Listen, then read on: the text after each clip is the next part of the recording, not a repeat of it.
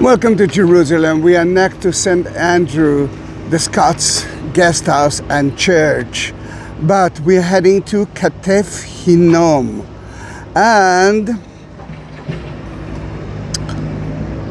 what are we going to see there?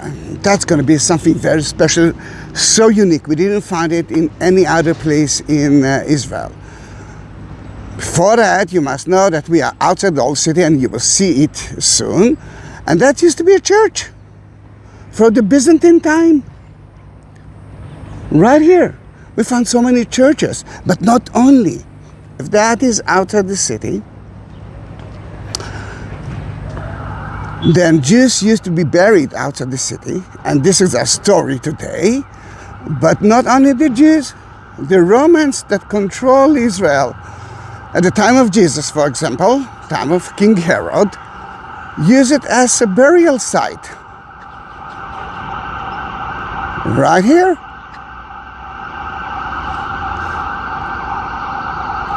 And what is important for, yes, we are hearing, I don't know if it's an ambulance or something like that, but that takes us to the valley. That valley is the valley of Hinnom, or another word for that, Hell Valley. Right there. And Hell Valley, someone right there, you can find so many Jewish tombs from first and second temple house. And you can find there a crusader. That was an ambulance. Crusader tombs. You could find there, the tomb of Judas. But from here, you can see a little bit of the old city, but don't worry, I do have more than 22,000 videos on my YouTube channel. A lot of them of all the old city, and the old city of Jerusalem. You can see Mount Zion here together with the Dormition Church. Beneath us, it's Menachem Begin Museum, the Prime Minister of Israel, and I just uploaded to my YouTube channel a video of his tomb, which is unique as well because he wasn't buried in the National Cemetery of Israel, Mount Herzl. He was buried at Mount of Olives, which is behind the old city.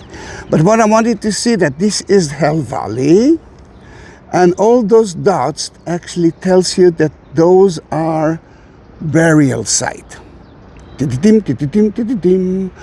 I'm going to take you to a few burial sites, Jewish one, early one, but let's hope that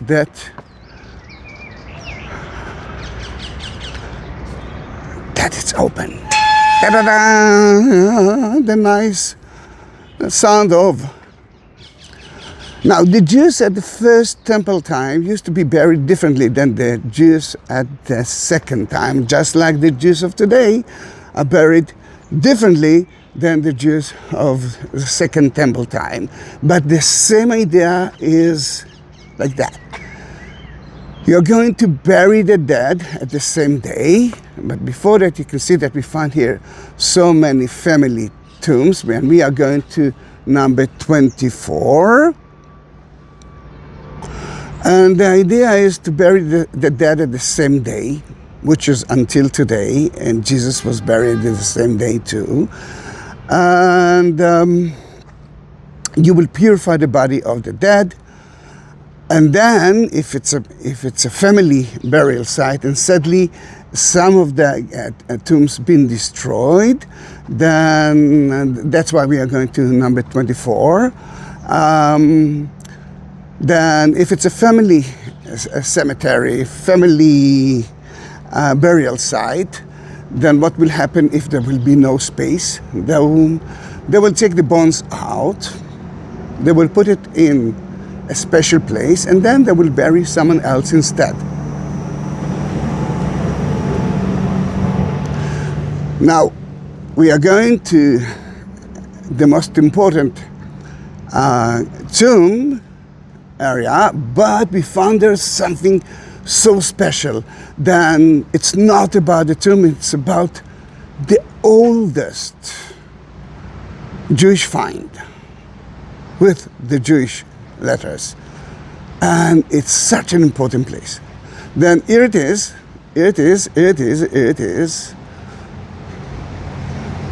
But let us understand it.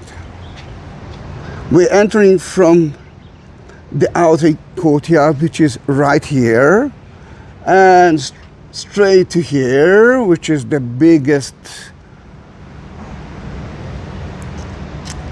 area here. So many family members can enter to here, and there are so many chambers here. Burial chamber here, 1, 2, and this is the most important one. Then it looks like that. Let's enter to here. Then we are bringing the dead with us, and we are burying them right here. Now, let me see if I can climb up, and I will climb up. That's where you put the head of the person. It's like a cushion. Then you can see 1, 2, 3, 4, 5, 6.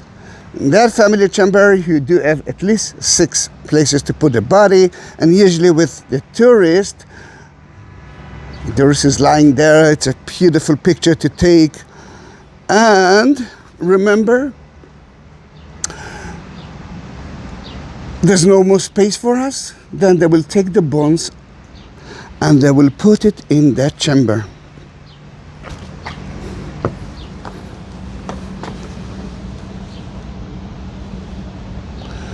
In that case, so many generations of Jews could be buried here. Now, when they excavate that place, there was a little child that was quite naughty. And scholars say to him, go into that place, go in and look for something special. And he came with something special. It was quite special. Now, look at that.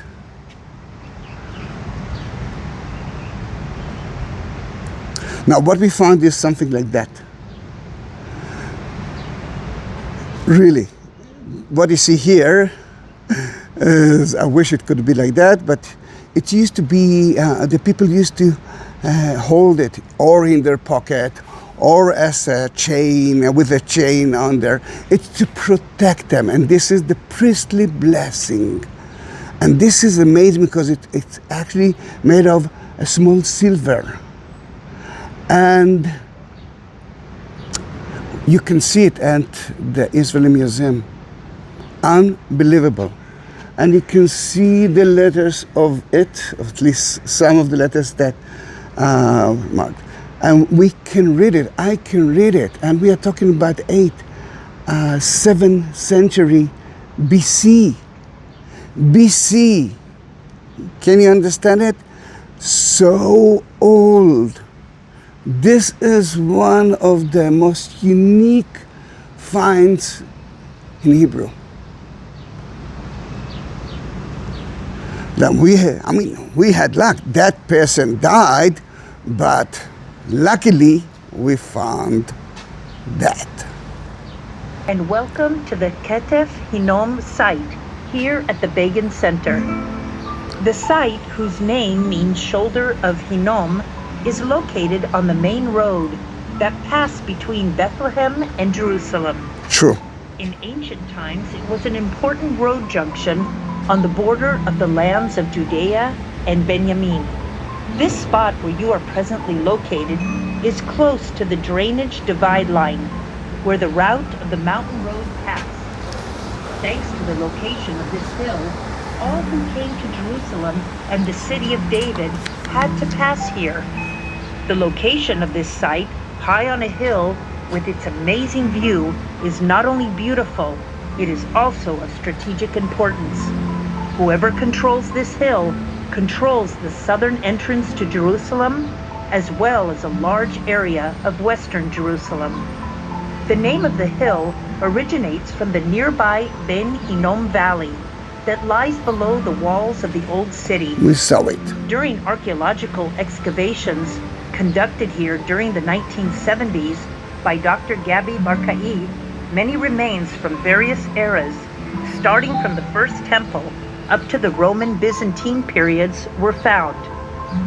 We will focus on one of the major findings, which was the crowning glory of the excavations conducted here, the burial caves from the First Temple period.